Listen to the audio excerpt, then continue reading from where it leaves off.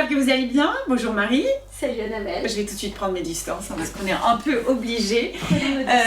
Alors, on est content de te retrouver pour une rubrique discussion, surtout que ça fait longtemps que tu as été très occupée parce que tu as passé des diplômes de naturopathie. Donc Marie, ça commence à devenir pharmacienne, nutritionniste, naturopathe, réflexologue, elle a multiples casquettes chez eux et chroniqueuse.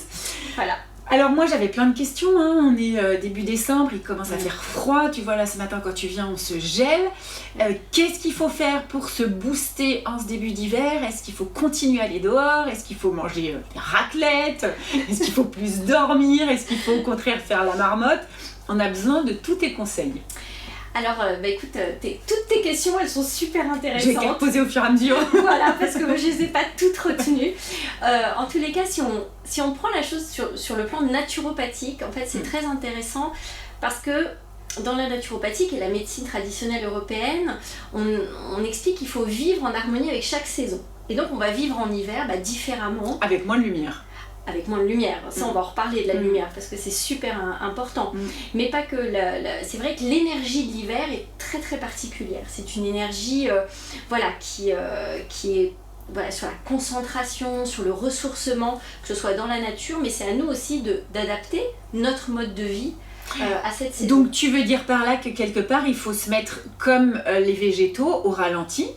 Tout à fait. Mais qu'il faut continuer parce que quelque part quand tu sors au milieu de l'hiver t'es quand même boosté, tu vas marcher une heure, enfin moi je passe pas mal de temps dehors avec mes chevaux, je sors des fois, il faut vraiment que je me bouge, mais une fois que je suis dehors je suis bien, quand je rentre je suis gelée, je prends un bain chaud, mais voilà t'es quand même boosté mais tu sens que t'as quand même moins d'énergie. Oui, parce qu'il y a un ensemble de facteurs qui font que il va falloir justement s'adapter parce que la lumière est moins importante, on sort pas à n'importe quel moment de la journée quand on est en hiver. L'élément en fait qui dirige cette saison-là, c'est l'eau. Donc l'eau, c'est un élément qui est très particulier. C'est un élément qui est en lien, alors que ce soit dans la naturopathie, la médecine traditionnelle européenne ou en médecine traditionnelle chinoise, l'eau est en lien avec des organes très particuliers qui gèrent l'eau, c'est les reins et la vessie. Donc ce sont des organes qui vont gérer toutes les toxines, mais aussi le recyclage des liquides. Donc il faut qu'ils soient en super forme. Il faut qu'ils soient en super forme, il faut éviter les surcharges, justement. Et en même temps, l'eau, il faut qu'elle bouge. Une eau stagnante, c'est une eau saumâtre, c'est une mare, ça ne vit pas. L'eau, elle a besoin tout le temps de mouvement. C'est pour ça que quand on est dehors en hiver, il faut être en mouvement, voilà, toujours, et c'est pour ça qu'on se ressource, parce qu'on continue à faire circuler. Mais alors tu dis justement, tu parles d'eau, est-ce qu'il faut qu'on boive plus de tisane? Il faut qu'on élimine plus? Est-ce que j'entendais justement une émission sur France Inter qui disait qu'il y avait aussi des fausses idées par rapport au rein, que dire qu'il fallait boire 1,5 litre d'eau par jour, c'était absurde, et qu'en fait la sensation de soif elle venait, donc il fallait faire au rythme du corps de chacun finalement. Il faut faire confiance à son corps. C'est ça. Il n'y a rien qui édicte une règle absolue du nombre de litres d'eau à boire par jour. Bien sûr que l'eau est un élément indispensable à la vie et qu'on a besoin de s'hydrater. Et c'est là où beaucoup de personnes font peut-être une petite bêtise ou une petite erreur, c'est de s'hydrater avec d'autres boissons que de l'eau. Seule l'eau hydrate. Mais le thé, même le thé, la tisane. Bah oui, parce que l'eau c'est un merveilleux, si tu veux, capteur d'informations. Donc quand tu fais une tisane, ça va capter l'information de la plante, ça va capter l'information du thé, de la théine, et en fait elle va perdre son pouvoir d'eau. C'est ce qui permet les échanges biochimiques. Donc ça veut dire, toi par exemple, tu conseillerais quoi? Alors prendre un verre d'eau, alors toi je sais que ton verre d'eau le matin tiède avant le petit déjeuner, ça pour réveiller, on l'avait vu dans une de tes chroniques, mais donc au quotidien il faut qu'on boive, c'est même pas une recommandation, mais quoi, 2, 3, 4 verres d'eau?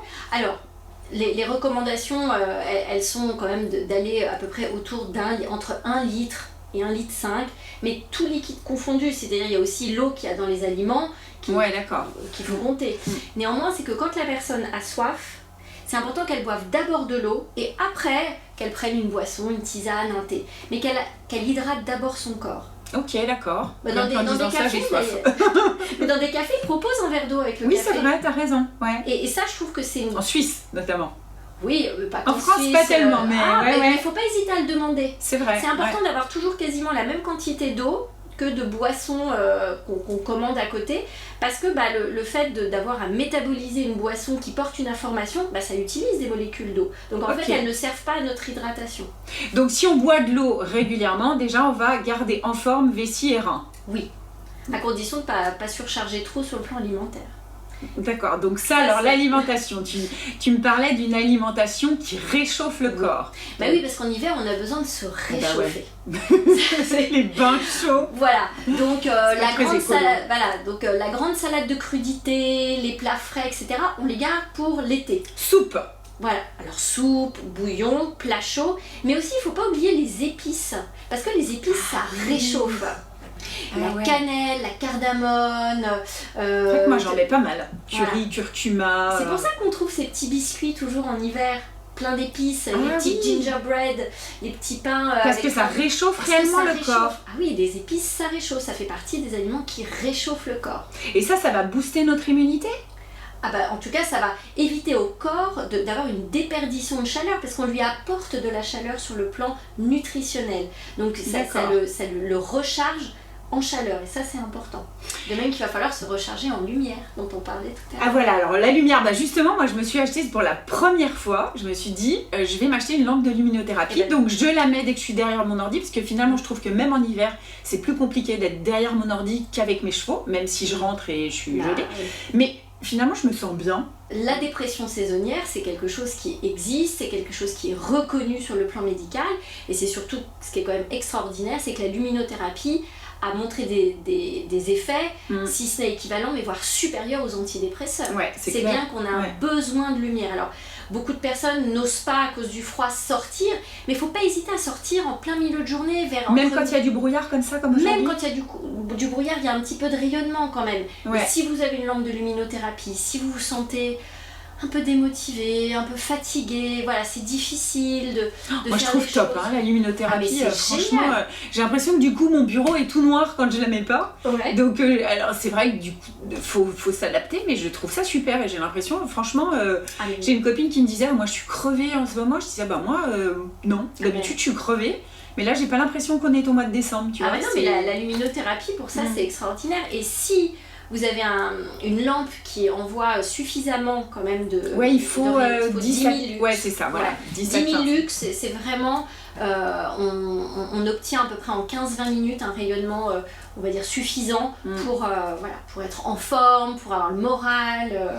Bon, les épices, la luminothérapie, j'imagine sortir, tu l'as dit, dormir suffisamment et écouter son corps. Respecter son rythme biologique. Et puis si on est fatigué, au moment où c'est vrai que la lumière diminue en fin de journée, c'est pas grave d'aller se coucher un petit peu plus tôt. Et... Moi, ça y est, j'ai réglé mes insomnies en changeant mon rythme biologique, grâce aussi à la réflexologie.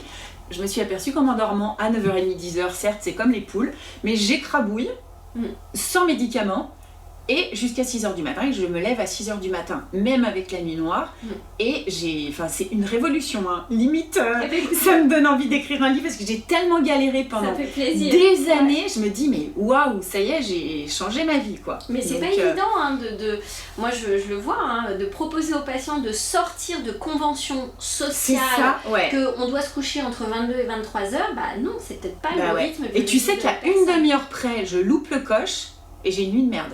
Parce que mon mari me dit allez, encore un petit épisode de The Crown et bing, très bonne série au passage, très bonne série dans le rouge. Alors pour finir Marie, je pense que le microbiote, super important.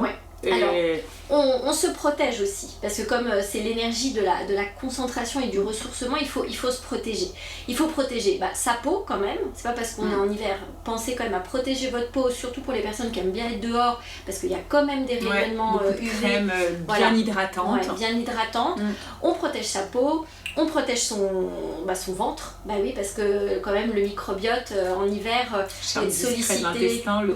Mais on va être sollicité par plein de petits virus, plein de petits microbes et pas que le Covid. La Covid. On dit la Covid, j'allais le dire.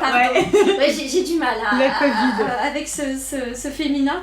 Mais il n'y a pas que la Covid, il va y avoir plein d'autres petits germes qui vont se balader. Donc on protège son ventre, on essaye vraiment d'être très attentif à ce que son microbiote soit bien équilibré, quitte à prendre des probiotiques en préventif. Moi, ça, je fais ça tout le temps. Tout l'hiver. Ouais. Et ça, et surtout pour les tout petits, faut pas hésiter. Maintenant, surtout qu'il y a des formes pédiatriques.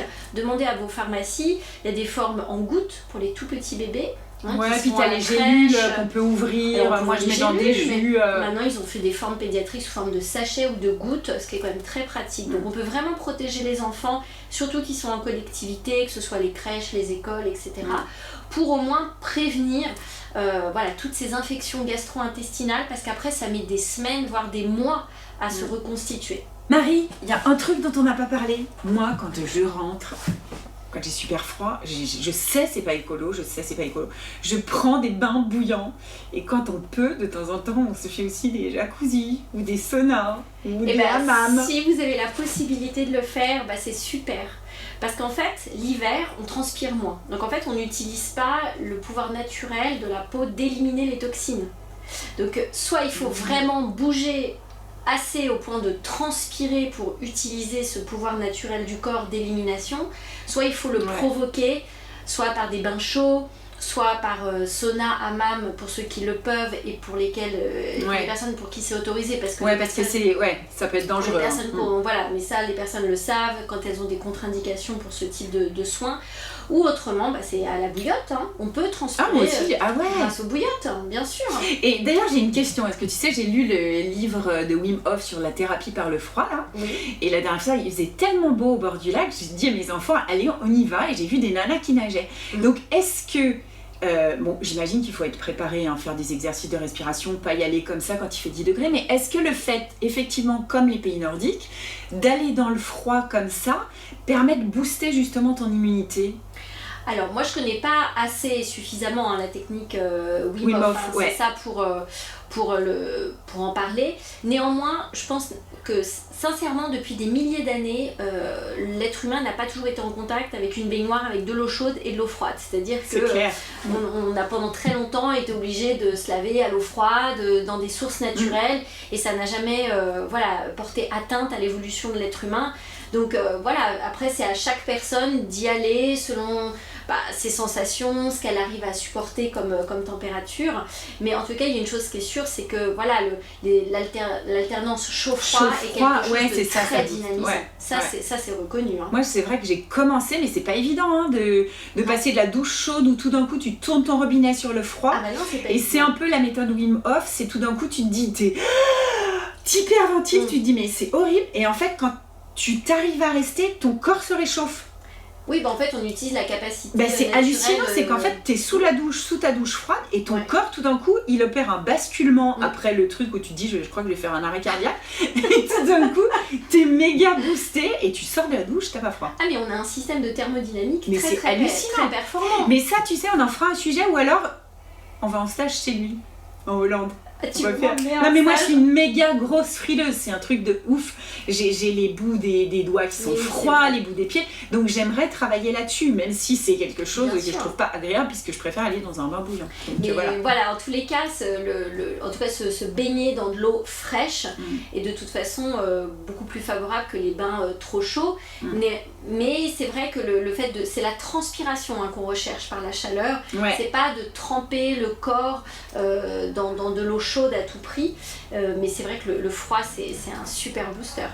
Alors justement, le froid, on te retrouve pour la prochaine chronique au mois de janvier. Nous allons parler des bains dérivatifs. Les bains dérivatifs. Vous allez voir, c'est très rigolo. Rendez-vous au mois de janvier. Je vous souhaite de passer une excellente journée. Surtout, je vous souhaite de passer très très bonne fête. Bonne fête, Marie. Bonne fête. Amuse-toi bien, repose-toi bien, parce que t'as fait beaucoup de choses ces derniers temps. Bien. Et on te retrouve au mois de janvier. Avec plaisir. À bientôt. Ciao. Profite de chaque instant.